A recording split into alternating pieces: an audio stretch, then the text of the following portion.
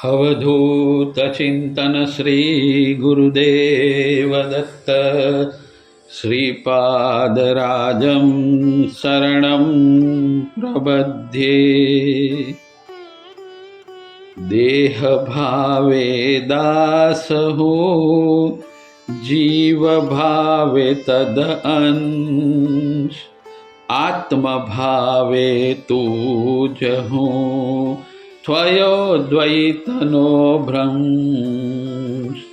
प्रारब्धे प्रभु जो मळे भक्ति तणु शोकाम, पोथी मां प्रभु सापड़े थाय कीर्तनु काम। भाव हृदय मायना थाय कंठ गदगद, रोमांचित तनु प्रेम थी वहे अश्रु दड़ दड़। देह भान रहे नहीं थाय विदेही भक्त, कीर्तन भक्ति ए नकी अन्य दंभ अभक्त। આગલા અધ્યાયમાં આપણે 15મી પંક્તિ સુધી દત્તબાવનીનું સમજણ લીધી. હવે આપણે આગળ સમજીએ. બોધ્યાય દુને પરશુરામ, સાધ્ય દેવ પ્રહલાદ અકામ.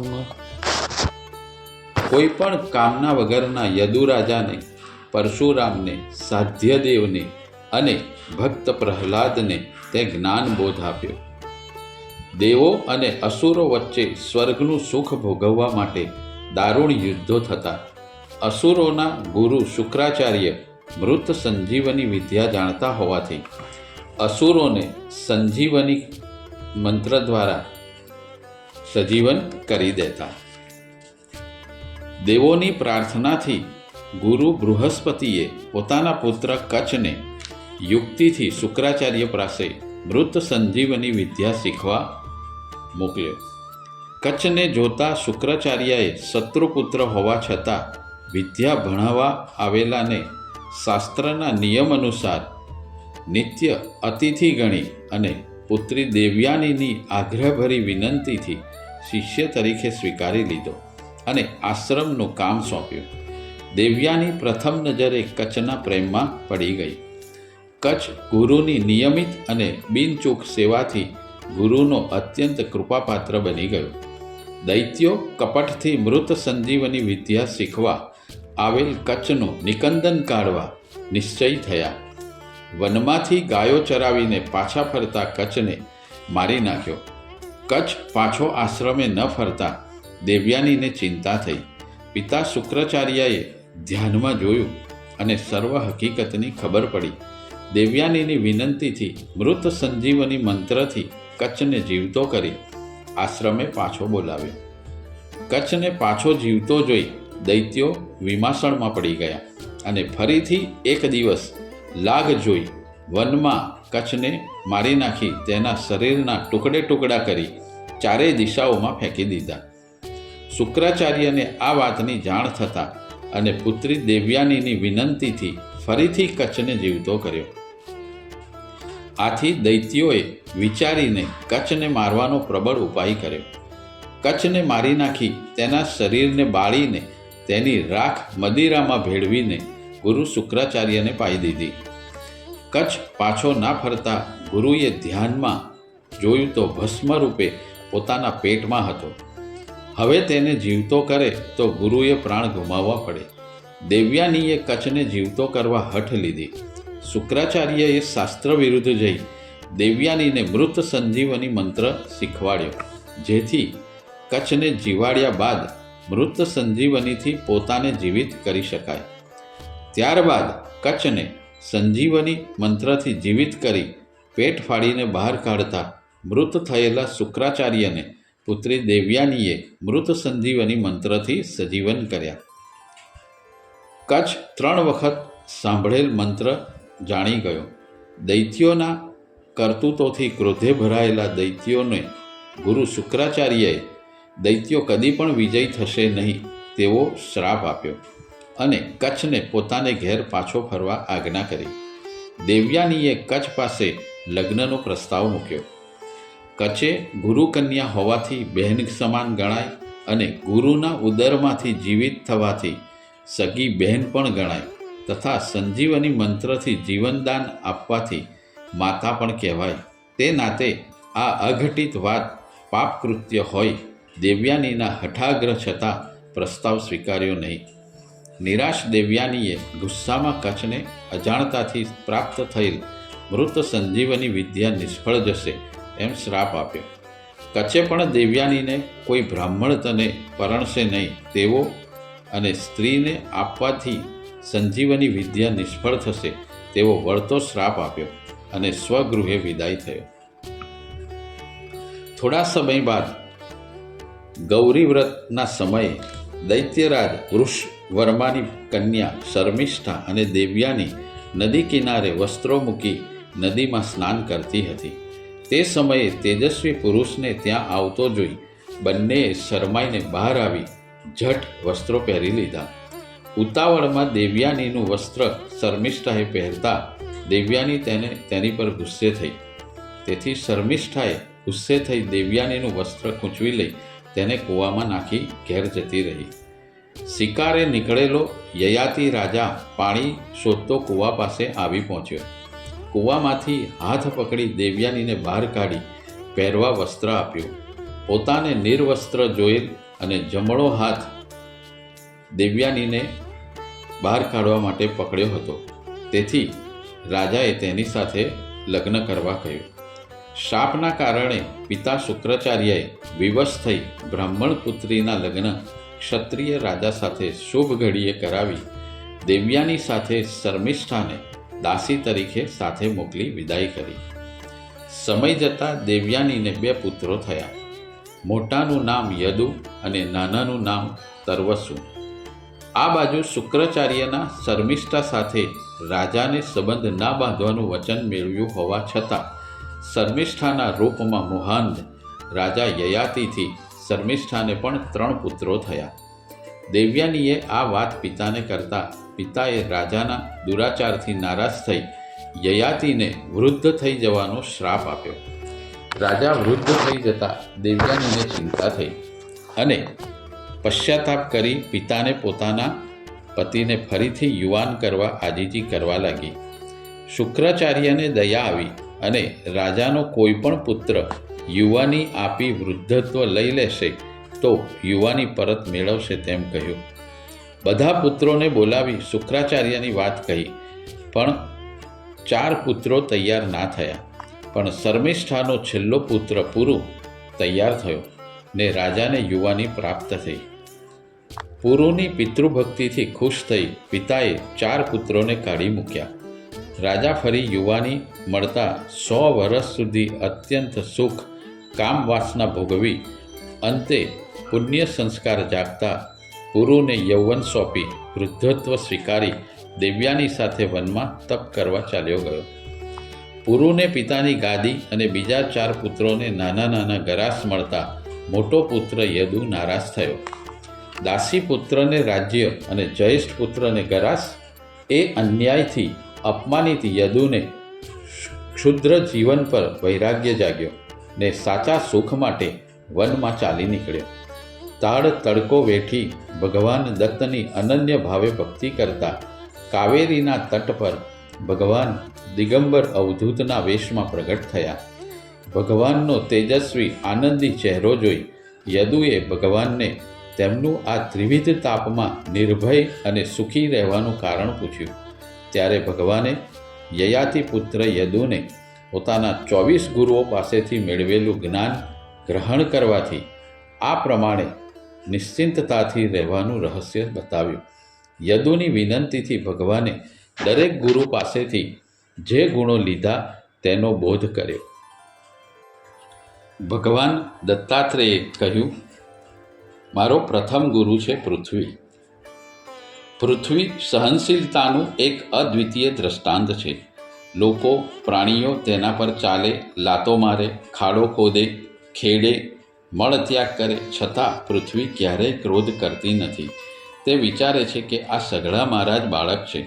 હું તેમને અહીંથી જવાનું કહીશ તો તે ક્યાં જશે? મારા પ્રારબ્ધમાં આ પ્રમાણે નિયત થયેલું હશે. દત્ત ભગવાન કહે છે, વૃક્ષ મારો ઉપગુરુ છે.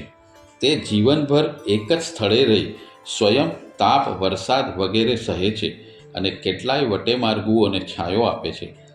તે ફળ ફૂલ આપે છે અને તેના મૃત્યુ પછી તેના લાકડાનું રાચરચીલું બનાવવામાં આવે છે. પૂજ્યશ્રીએ વૃક્ષને આવા પરોપકારી સ્વભાવને કારણે સાધુવર શબ્દથી નવાજ્યું છે. મારો બીજો ઉપગુરુ પર્વત છે. પર્વત પોતાના પેટાળમાં વિવિધ પ્રકારની ધન સંપત્તિ રાખે છે. તેથી તે મનુષ્ય ઉપર ઉપકાર કરી શકે છે. તે પોતાના દેહમાં વિવિધ ગુફાઓ રાખે છે. તેમાં સાધુ સંતોને આશરો આપે છે અને સાધુઓ ગુફામાં રહી પોતાનું શ્રેય સાધે છે. બીજા ગુરુ છે વાયુ. દત્ત ભગવાને બીજો ગુરુ વાયુને કહ્યો છે. વાયુ સર્વત્ર વ્યાપેલો છે, છતાં ક્યાંય લિપ્ત થતો નથી. તે જ રીતે મુમુક્ષુએ સદા વિરક્ત રહેવું, નિર્લેપ રહેવું જોઈએ. ભગવાન દત્ત કહે છે, વાયુ પાસેથી મેં અનાસક્તિનો ગુણ સ્વીકાર્યો છે. વાયુ ગમે તેવા શીત કે ઉષ્ણ પ્રદેશમાં ફરે છે, પરંતુ તેના પર કોઈ બીજા ગુણદોષ આરૂઢ થતા નથી. વાયુ દેહમાં રહે છે, છતાં તેને અહંકાર આદિ સ્પર્શતા નથી. તે અલિપ્ત રહે છે. તેમ મુમુક્ષુએ ગમે તેવા સંજોગો આવે પણ અલિપ્ત રહેવું જોઈએ. ભગવાન દત્તના ત્રીજા ગુરુ છે આકાશ. પ્રભુ કહે છે કે મારો ત્રીજો ગુરુ આકાશ છે. તે નાના ઘડામાં અને બહાર એક સરખું વ્યાપેલું છે. તેમ આત્મા પણ જુદા જુદા દેહોમાં અને ચરાચરે વ્યાપેલો છે. તે નિર્વિકાર, નિશ્ચલ અને નિસંગ છે. આત્મા એ વિવિધ દેહ, કાલ, કર્મ અને ગુણને આધીન છે. આ ત્રણેયનો સંબંધ છે ત્યાં સુધી દેહ અલગ અલગ રૂપો ધારણ કરે છે. આમ ભગવાને આકાશ પાસેથી તેનો ગુણ લીધો. દત્ત ભગવાનના ચોથા ગુરુ છે પાણી.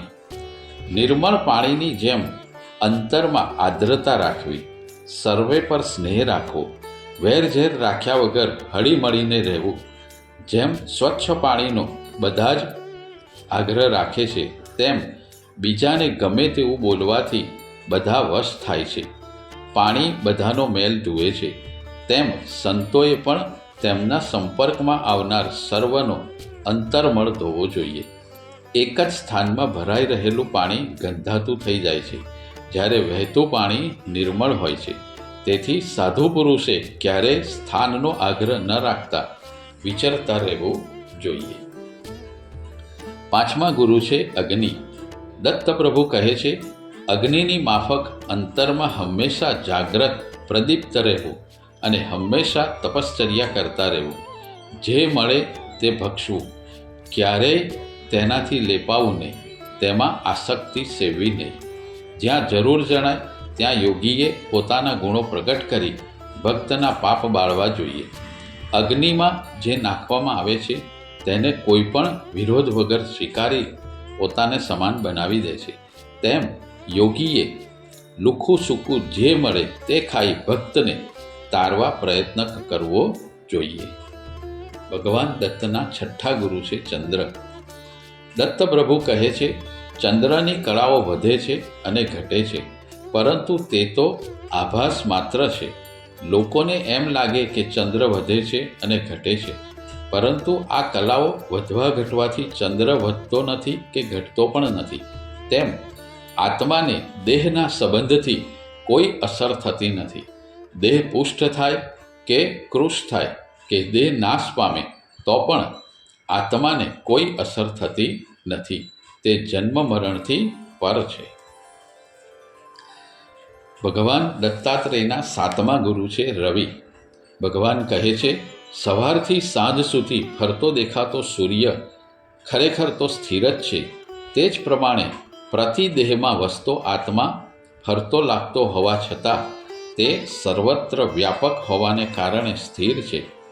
સૂર્ય પરોપકારથી પાણીનો સંગ્રહ કરી જરૂરિયાત હોય ત્યાં વર્ષા કરે છે, તેમ સંત પુરુષે લોક ઉપયોગી ચીજવસ્તુ નિર્લેપ ભાવે સંગ્રહી રાખી જ્યાં જરૂર હોય ત્યાં આપવી. સંતે જ્ઞાન સંગ્રહ કરી જરૂરિયાતવાળાને આપવું જોઈએ. દત્ત ભગવાનના 8મા ગુરુ છે કપોત. દત્ત પ્રભુ એક કપોત કુટુંબનું ઉદાહરણ આપી કહે છે કે પોતાની સ્ત્રી બાળકો તરફની મમતા, મોહ, પ્રેમને કારણે કપોત પોતાનો પ્રાણ ગુમાવે છે. તેના પરથી એવો બોધ લીધો કે મોહનો ત્યાગ કરવો, સાવધાન રહી અનાસક્તિથી રહેવું જોઈએ. ભગવાન દત્તના 9મા ગુરુ છે અજગર. પ્રભુ કહે છે, જીવ માત્રને મળી આવતું સુખ દુઃખ તેના પૂર્વકર્મ પ્રારબ્ધને આધીન છે.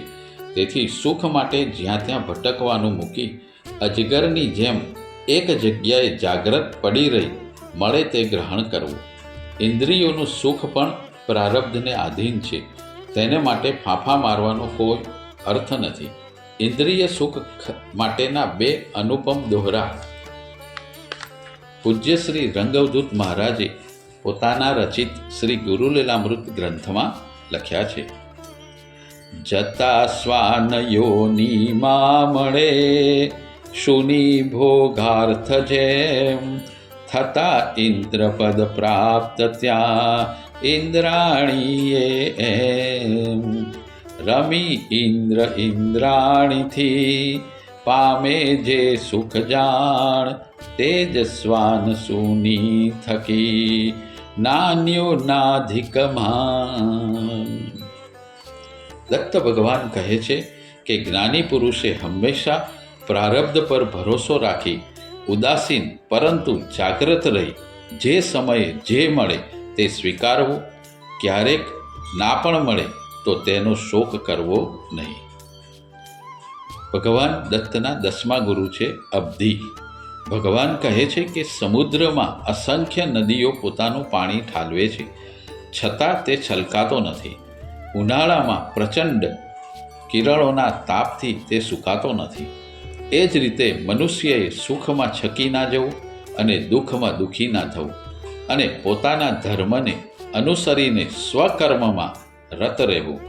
આગળ દત્તપ્રભુ કહે છે કે સમુદ્ર ખૂબ ઊંડો છે, તેમાં રત્નોના ભંડાર ભર્યા છે, છતાં તે ક્યારેય પ્રગટ કરતો નથી.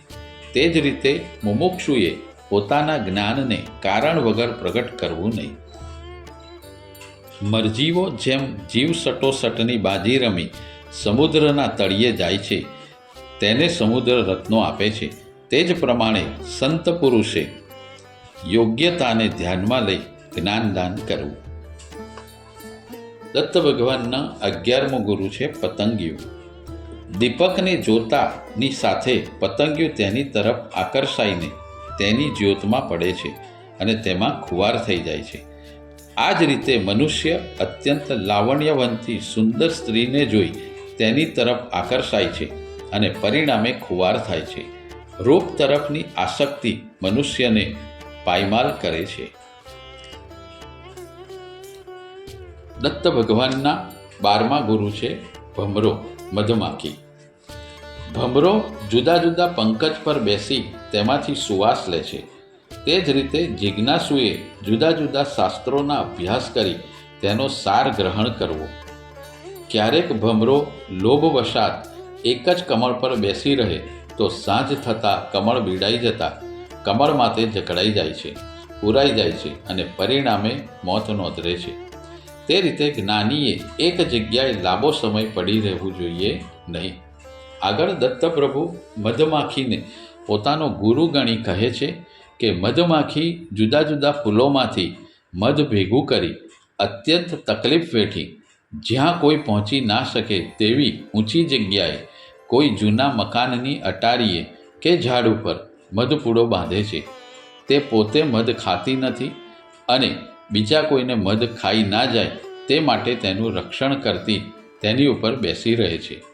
સમયાંતરે કોઈ વાઘરી અથવા મધ વેચનારો ધંધો કરતો આવી મધપૂડા નીચે ધૂણી કરી મધમાખીઓ ઉડાડી દઈ મધ ભરેલો પૂડો લઈ જાય છે. આ પ્રમાણે કંજૂસ માણસ ધન સંચય કરી તેની ચોકી કર્યા કરે છે. તે વાપરતો નથી અને બીજાને દાન પણ કરતો નથી. તેથી કોઈક વખત કોઈ ચોર કે લૂંટારો તે લૂંટી જાય છે, અથવા તેના છોકરા ઉડાયું પાકે તો તેની દોલત ઉડાડી દે છે, અને છોકરા ન હોય તો તે બધું ધન ન ધણિયાતું મૂકી મરી જાય છે. આ ધન અંતે વેરવિખેર થઈ જાય છે. કંજૂસ માણસનો જીવ ધનમાં રહી જાય તો તે ભૂત થાય કે સાપ બની તેનું રક્ષણ કરતો રહે છે. આ કારણે ક્યારેય સંગ્રહ કરવો નહીં.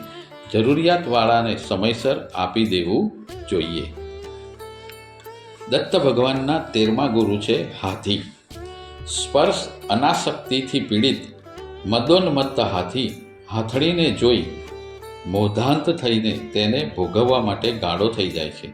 હાથીની આ નબળાઈનો ઉપયોગ કરી હાથી પકડનારા ખાડો કરી તેની ઉપર ઘાસ પાથરી ખાડાની બીજી બાજુ લાકડાની હાથણી રાખી તેની ઉપર હાથીનું ચામડું ચડાવી રાખે છે.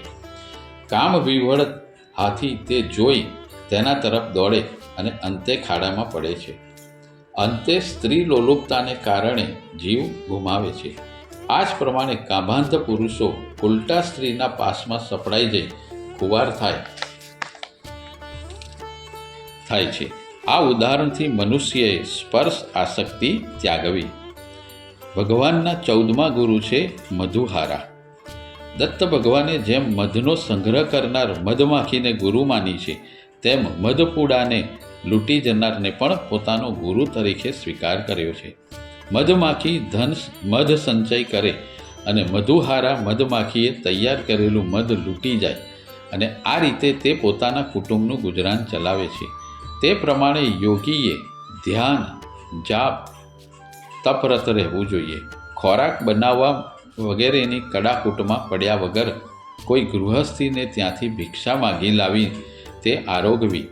આને પરિણામે વધારાનો મળતો સમય તપ, ધ્યાન, જપ કરવામાં વિતાવવો અને આત્માનું શ્રેય કરવું.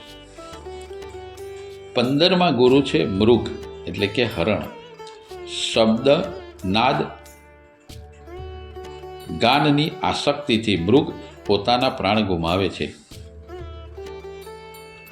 હવાની જેમ ખૂબ ઝડપથી દોડી શકતા કસ્તુરી મૃગને પકડવા માટે માણસો ખૂબ મધુર તાલ, લય, સ્વરવાળું ગીત આલોપે છે. તેના સુમધુર ગાનને કારણે કસ્તુરી મૃગ ખેંચાઈ આવે છે અને ગીતમાં લીન થઈ જાય છે, અને અંતે તે પકડાઈ જાય છે અને પ્રાણ ગુમાવે છે. આ પ્રમાણે સ્ત્રીના ગાનથી, મીઠા મધુરા અવાજથી આકર્ષાઈ પુરુષ પોતાનું યૌવન ધન ગુમાવે છે. તેથી શબ્દનો મોહ છોડી અંતરમાં પ્રભુ ભજન કરવું, પ્રભુમાં લીન થઈ અનાહત નાદનું શ્રવણ કરવું. 16મા ગુરુ છે મીન એટલે કે માછલી. માછલી પકડનારો એક માંસ ભરાવેલો લોખંડના આંકડાને પાણીમાં જબોળી રાખે છે. માંસ ખાવાની લાલચે માછલું તે પકડે છે અને આંકડો તેના મોંમાં પેસી જાય છે. માત્ર જીભના સ્વાદના કારણે માછલી જીવ ગુમાવે છે.